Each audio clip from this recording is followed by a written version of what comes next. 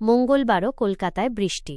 বৃহস্পতিবার ইডেনে KKR Hyderabad match কি ভেস্তে যাবে? কী বলছে আবহাওয়া দফতর? গত কয়েকদিন বৃষ্টি হয়েছে কলকাতায়।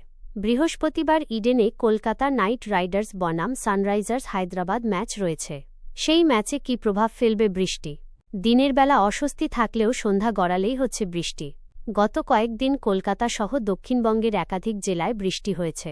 মূলত সন্ধ্যার পরেই বৃষ্টি শুরু হচ্ছে, সঙ্গে ঝোড়ো হাওয়া। কোনো কোনো জায়গায় শিলাবৃষ্টিও হচ্ছে।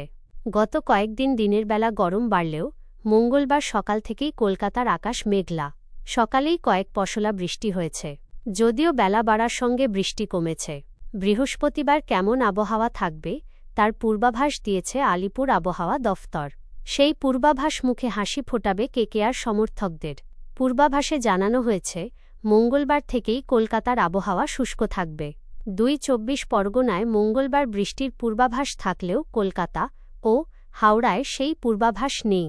বুধবার কলকাতা, হাওড়া সহ ২ পরগনাতেও শুষ্ক